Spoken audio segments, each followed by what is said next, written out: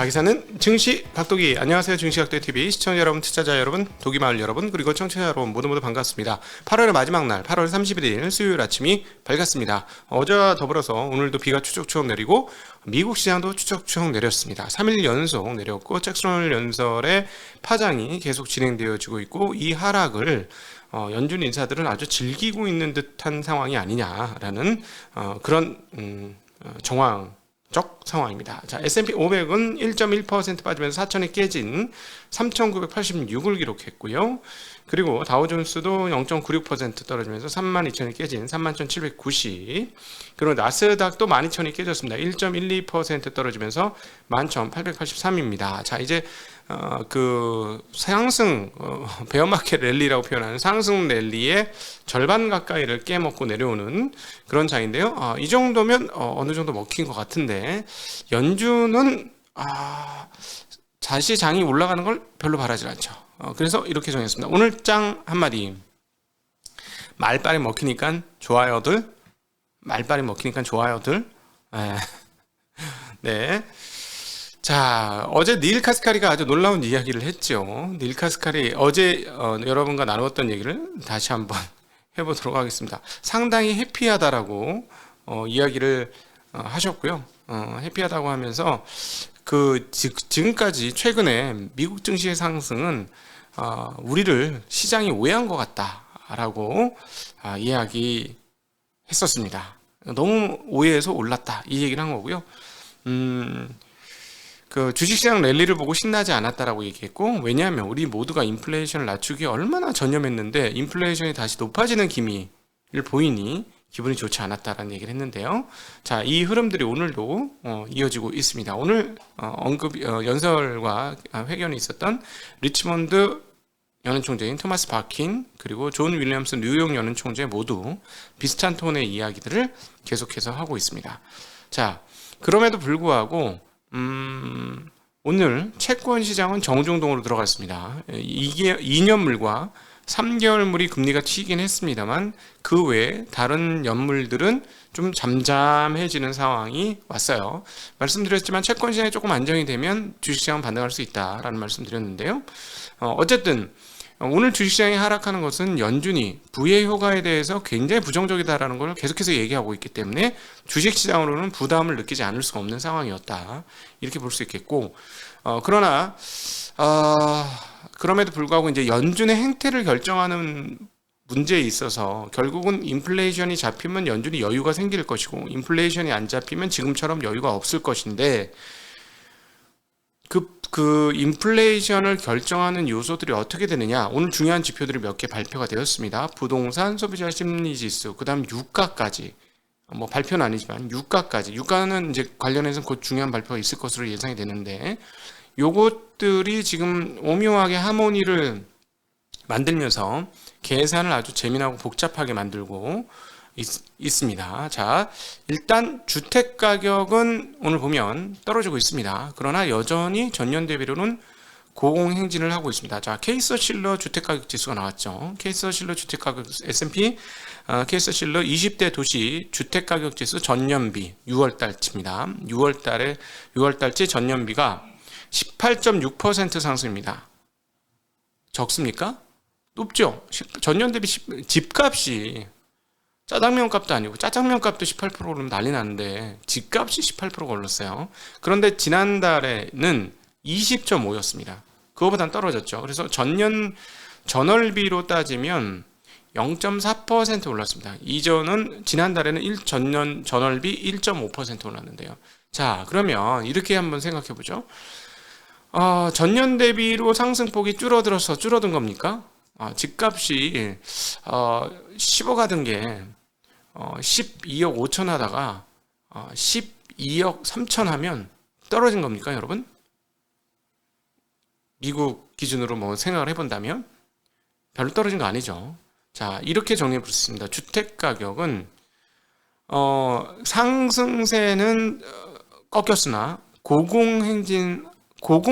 고원지대에 있다. 이건 맞는 말이죠. 그렇죠? 고원지대에 있습니다. 자, 이거는 우리가 일단 감안하고 넘어가셔야 되는 얘기가 될 것이고요.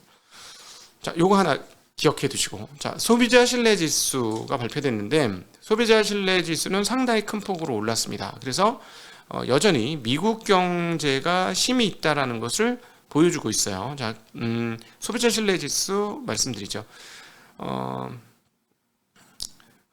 컨퍼런스 보드에 소비자 신뢰 지수 8월치가 나왔는데 103.2가 나왔습니다. 이전에는 95.3이었고 예상은 97.9였어요. 그러니까 굉장히 잘 나왔죠. 근데 여기에 더해서 미국의 구인 이직 보고서, 미국 노동부의 졸츠 보고서 7월치가 나왔습니다. 자, 실제 채용 공고가 얼마가 나왔냐면 1123만 9천 명이 나왔습니다. 이전에는 1104만 명이었어요. 근데 1123만 9천 명으로 약 20만 명가량 더 늘어났습니다. 예상은 1047만 5천 명이었어요. 그러니까 예상보다도 거의 한 80만 명, 90만 명 많게 나왔고, 그 다음에 전월치에 발표된 것보다도 또 20만 명 더 넘게 나왔습니다. 자, 고용이 굉장히 좋다라는 얘기가 되겠죠. 자, 그러면 여기서 우리가 읽어야 될 대목이 있습니다. 여기까지 이제 종합을 해보면 미국의 인플레이션이 추가적 상승은 하고 있지 않지만 집값 등이나 이런 것들을 볼 때 전년 대비 높은 상태의 물가를 유지하고 있다. 킬로그램당 고깃값이 10달러 하던 게 15달러나 17달러 하다가 16.5달러 하면 떨어진 겁니까? 미국 소비자들이 느꼈을 때? 그거 아니죠. 그러니까 지금 상황은 인플레이션이 더 올라가진 않지만 여전히 인플레이션 상황 가운데 있는 상황이다 라고 정리해 볼 수 있겠고, 그 다음에 그렇기 때문에 개인들은 굉장히 좀 뭐라 그럴까요? 지금 이거 참 내 월급이 아니네, 이런 상황들을 미국 사람들은 겪고 있겠죠. 우리도 요즘에 짜장면 값이 막 8,000원, 9,000원 막 이렇게 가잖아요. 그러니까 이거 참나 알바해서 이거 짜장면 한 그릇 먹게 생겼나, 짜파게티나 먹어야 돼, 뭐 이런 상황이잖아요. 네. 그러니까 개인들은 그런 박탈감을 가질 수 있는 상황인데, 그럼 미국 경기가 침체냐? 그건 아니다. 고용은 여전히 살아있고, 근데 여기서 한번 고민해 봐야 될 게 있는데, 우리가 이제 지표로만 보니까 분해를 못 해보니까, 만약에 이게 저임금 노동만 살아있으면 어쩔 것이냐 하는 점 하나하고, 그러니까 고용이 살아있다는 거는 저임금 노동이 살아있을 확률로는 있죠. 숫자적으로는.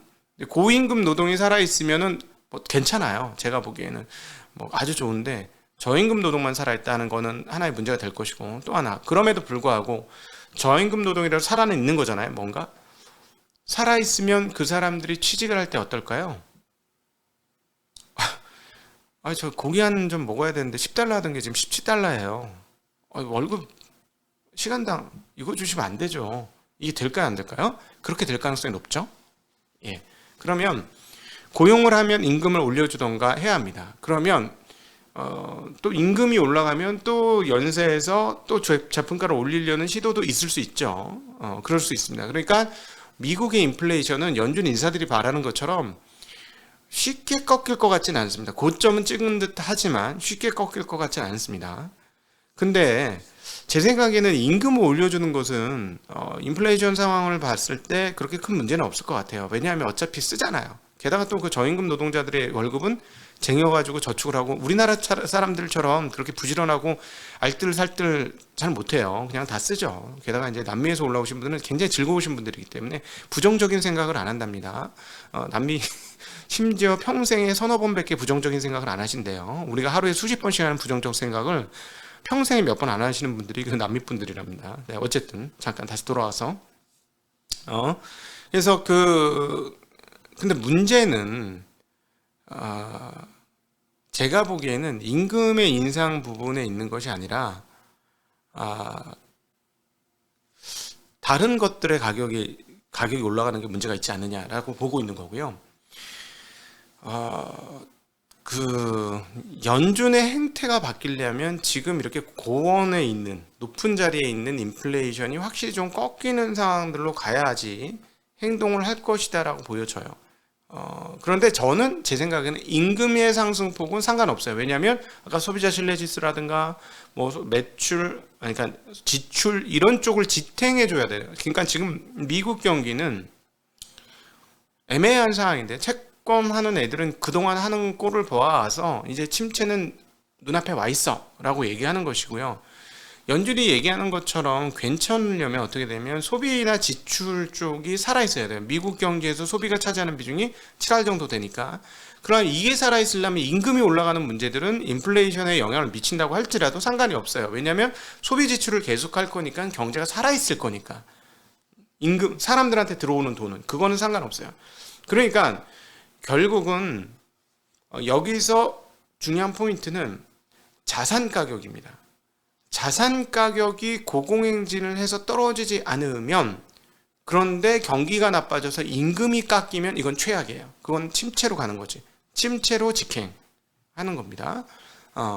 그래서 이제 대출이 얼마 나왔느냐 이런 것들을 되게 중요하게 보는 거고, 우리가 장단기 금리 차를 중요하게 보는 거죠. 장단기 금리 차가 역전되면 은행 입장에서는 대출을 할 수 있는 마음이 없어지는 겁니다. 조달 금리보다 대출 금리가 낮아지면 역마진이에요. 마이너스가 나요. 그건 조달 금리보다 대출 금리가 낮아지는 상황은 곧 대출을 안 해준다는 거고 시중의 민간 유동성이 떨어진다는 것이고, 자 그렇게 되면 기업들이 직원들한테 돈 주는 것도 꺾일 것이고 투자도 꺾일 것입니다. 그러니까 양질의 투자, 양질의 현금 흐름, 승수가 나오는 현금 흐름 쪽이 막히는 거죠. 그러면 미국 경기는 침체로 확실히 가는 거예요. 그래서 인플레이션은 꺾일 수 있죠. 아주 안 좋은 거죠. 그게 이제 스태그플레이션이 되는 것이고요. 반면에 자산 가격이 떨어지면 어떻게 되느냐? 자산 가격이 떨어지면 인플레 떨어지죠. 자산 가격이 떨어지면 인플레 떨어지고, 만약에 임금은 살아 있는데 자산 가격만 떨어졌다. 이거는 연준이 얘기하는 정말 좋은 시나리오죠. 경기는 계속 유지되는, 소비 지출은 유지가 되면서 경기는 살아있으면서 인플레이션은 죽이는 최고의 방법이죠. 그러나 지난 20년간 항상 우리는 돈을 풀면 자산 가격은 올라갔고 임금은 못 따라오는 그것을 경험했던 20년이었습니다. 자, 그게 이번에 뒤집어질 수 있느냐라는 것인데, 자, 그래서 지금의 포인트는 자산 가격이 떨어지면 괜찮을 수 있다. 괜찮을 수 있다라는 건데, 그 자산 중에 중요한 게 뭔가요? 주택, 그 다음에 원자재, 유가, 그 다음에 주식, 이런 건데, 제가 보기에는 미국 사람은 어떤지 모르겠는데 미국 사람들은 워낙 부자들이 너무 주식 부자들이 많아서 조금 모르긴 하겠는데, 한국 같은 경우는 주식시장은 통화승수로 좀 일부 연결이 됩니다. 임금만큼 연결은 안 되겠지만 분명히 연결이 됩니다. 주식으로 돈 번 사람들은 돈을 좀 잘 써요. 부동산으로 돈 버신 분들은 다음 부동산을 사야 되니까 잘 안 써요. 통화승수가 좀 덜 나와요. 맺혀요. 돈들이 맺히거든요. 묶이는 거죠. 예, 그런데 자산 가격도 마찬가지예요. 유가는 쓰면 다른 걸 못 쓰는 거죠. 휘발유값 많이 넣어주면 다른 걸 못 쓰는 거예요. 우동 먹을 거 오뎅 먹고 끝나는 거죠. 휴게소 가서. 그러니까 지금부터 이 주택가와 유가가 떨어지고 고용이 유지되는 이런 상황이면 진짜 골디락스 오는구나, 진짜 신나는 장 오는구나 하면서 기업들의 실적이 유지되는 것들이 보여질 것이고, 그럼 주가가 기업들의 실적 때문에 올린다니까 저퍼잖아 이러면서 올릴 수 있어요. 그렇게 올릴 수 있는데 지금 애매하고 복잡한 상황이다. 그래서 계산이 복잡하다, 계산이 재밌어진다라는 얘기를 그래서 한 거고, 연준은 지금 상황이면 주식 자산 가격도 오르는 것은 원치 않는다. 인플레이션 자극하기 때문에 그렇지 않다는 건데, 자, 주식 투자를 하는 사람 입장에서는 주식 빼고 딴 게 가격이 떨어져 주면 해소가 되는 거죠. 자, 채권 금리 사항들을 살짝 살펴보고 다시 돌아오겠습니다. 10년물 금리는 어제하고 비슷합니다. 3.114에서 3.112니까 거의 똑같아요. 2년물은 3.431에서 3.457로 금리가 다시 2bp가량, 2bp 넘게 올랐습니다. 그래서 금리 격차는 전일 마이너스 31.7bp에서 마이너스 34.5bp로 더 벌어졌습니다. 그리고 3개월물 금리도 이제 반응을 하죠. 3개월물은 무조건 반응하게 되어 있습니다. 기준금리에. 그래서 2.886에서 2.94%까지 상당히 큰 폭으로 금리가 상승했습니다. 6bp 정도 금리가 상승을 했고, 자, 이렇게 되니까 10년물과의 금리 격차는 전일 22.75bp에서 10년물이 더 높은 상황에서 이제는 17.03bp로 10년물과의 금리 격차가 상당히 줄어서 이거는 상당히 불리한 상황이다. 이렇게 정리해 볼 수 있겠고요.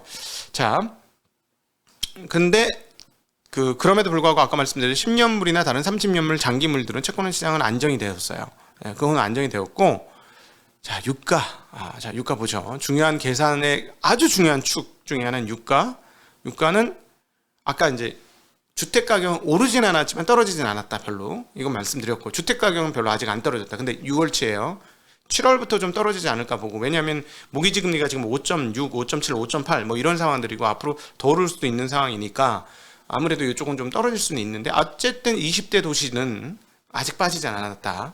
그러니까 인플레이션 요인은 일단 살아있는 요인이다. 그러나 또 다른 중요한 축인 유가는 상당히 떨어졌습니다. 5%나 떨어졌어요. 5%나 떨어졌는데, 이 5% 떨어진 이유는 러시아 통신사가 러시아 등 오펙 산유, 오펙 플러스죠. 여기가 현재 감산 가능성을 논의하지 않고 있다라고 얘기했고, 아직 논의할 시기상조다라고 얘기하면서 사우디 압둘 아지즈를 엿을 매겼습니다. 우리 감산을 할 거야 이랬는데, 감산은 시기상조인걸 이러면서 엿을 매기면서 유가가 떨어졌고, 추가적으로 유가가 떨어진 이유가 있습니다. 지금 92.19달러인데요. 이란 핵 합의 복원, 네, JCPOA 포괄적 공동 행동 계획, 이것에 대해서 이란의 인터내셔널 트윗이 합의에 도달했다 라고 트윗했다고 합니다. 합의에 도달했다. 근데 공동 성명 같은 게 발표가 돼야 되겠죠? 확정이 돼야 되겠죠? 자, 이 뉴스는 유가를 떨어뜨리는 뉴스였는데, 만약에 합의가 되면 유가는 하방 쪽으로 더 갈 수 있겠습니다. 근데 여기에 대해서 사우디가 어떻게 대응하느냐, 앞으로 그걸 좀 잘 봐야 될 것 같죠. 자, 그러니까 이제 다시 한번 정리를 해보면, 집값은 쏘쏘하고, 집값은 좀 봐야 되고, 떨어질 것 같지는 않고, 심각하게 떨어질 것 같지는 않고, 그러면 결국은 인플레이션을 해지해 줄 수 있는 최고의 자산은 결국은 유가인데, 유가가 지금 좀 떨어지기 시작했으니까, 그리고 미국의 사람들의 심리는 소비자 신뢰지수나 이런 걸 봐서 그냥 쏘쏘해요. 그냥 뭐 나쁘지 않아요. 아직 완전히 침체는 아니다. 그러니까 소비도 아직 여력이 있다. 이런 상황인데, 여기서 이게 그림이 바뀌느냐의 상황이고, 미국의 금리 상황들은 3%가 넘어가는 상황이면 분명히 압박적 상황이 시작이 될 것이다 라고 이 계산들을 정리해 볼 수 있을 것 같습니다. 자, 연은 총재 발언이 있었으니까 봐야 되겠죠? 토마스 바켄 리치먼드 연은 총재, 연준이 인플레이션을 2%로 언제 되돌릴지 불확실하다. 연준이 인플레이션을 목표 범위로 낮추기 위해 최선을 다하고 있다. 그리고 인플레이션을 낮출 수 있는 도구와 신뢰를 갖고 있다라는 이야기를 했습니다. 그러니까 물가 안정을 위한 모든 조치를 취하겠다라고 한 것이고요.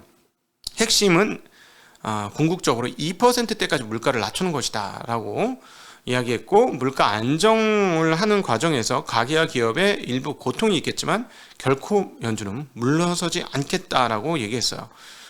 경기 침체는 분명한 리스크가 있다. 그러나 침체는 물가 안정에 긍정적인 영향을 미칠 수 있다라고 얘기했고, 침체가 오더라도 금융위기 같지 않을 것이고 재앙적 수준도 않을 것이다. 그리고 물가는 단시일 내에 안정되지는 않을 것으로 예상하고, 물가 안정에 대한 책임이 연준에 있고 우리는 그 책임을 다하는 중이다라고 얘기했어요. 이러니 시장이 될 리가 없죠.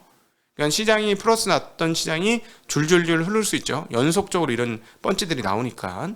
존 윌리엄스 뉴욕 연은 총재는 이렇게 얘기했습니다. 연준 정책을 한동안 제약적 수준으로 유지해야 한다. 긴축이 매우 짧은 기간 시행된 후 방향을 바꾸는 것은 아니다. 연준이 내년에도 긴축을 이어갈 것이고, 금리를 아래쪽으로 조정하는데 상당한 시일이 걸릴 것이다. 내년에 금리 인상 가능성은 거의 희박하고 2024년까지 금리를 3.5% 이상으로 끌어올려 유지할 것이다 라고 얘기했습니다. 자, 이런 발언을 하는데 3% 이상의 기준금리는 시장에 지금 부담이 돼요, 분명히. 그러니까 시장이 견딜 수가 없어서 떨어진 것이다 라고 볼 수 있는데, 어제 우리 86번지의 정광호 대표와 같이 대담을 저녁에 했어요. 재미난 얘기 했는데, 정광호 대표 얘기에 되게 설득력이 있었는데 뭐라 얘기했냐, 진짜 연준이 의지가 있으면 긴급회의를 했어야 될 거 아니야, 이런 얘기를. 중간에라도 긴급회의를 하고 금리를 올렸으면 되지. 뭐 이렇게 말로 말잔치만 벌이고 있어. 실제로 행동을 하면 되지. 이번 그렇게 급했으면 잭슨 연설 전에 25p를 올리는, 이건 제 얘기야. 25p는 50p를 올리든 뭐 이렇게 올렸으면 9월 달에 또 있고 하면 시장이 알아서 길 텐데, 재미난 얘기는 이번 주말에 나가게 됩니다. 주말에 아주 재미난 얘기 있으니까 보시면 좋겠고, 연준이 오히려 시장이 질질 끌려가고 있다라는 톤으로 얘기를 했습니다. 그러니까 올리려면 화끈하게 확 올렸어야 되는데 화끈하게 안 올리고 나니까 이제는 올려도 CR도 잘 안 맥히고 주식시장 빵빵 올라가고 그러니까 계속 인플레이션 유지되고, 이런 상황에서 어떻게 연준이 인플레이션을 해소할 수 있을 것이냐, 상당히 부정적이다라는 말씀을 하셨습니다. 네, 굉장히 설득력 있는 얘기였고요. 자, 그래서 어쨌든 지금 계산은 여러 가지 복잡한데, 결국 그 투자자 입장에서 가장 유효한 지표들은 집값과 유가가 떨어지는지 여부. 사실 고용은 떨어지는 거는 별로 좋진 않죠. 그건 좋지 않습니다. 그래서 집값과 유가가 떨어지는지 여부이고, 자, 유가는 핵 합의의 이란 복원이 이루어지고 나서도 어떻게 될지 한번 확인해 봐야 될 것 같고요. 집값은 7월달 이후에 확실히 빠지느냐, 가격이 빠져야 되겠죠. 거래가 빠지는 것보다는 가격이 빠져야 되는데, 우리 향후에 나온 캐스터실러 20대 주택가격 지수가 그런 의미에서 상당히 중요한 지표가 되겠다라고 생각합니다. 네, 오늘도 긴 시간 함께 해주셔서 진심으로 감사합니다. 여러분들과 함께는 지능답으로 넘어가도록 하겠습니다. 안녕.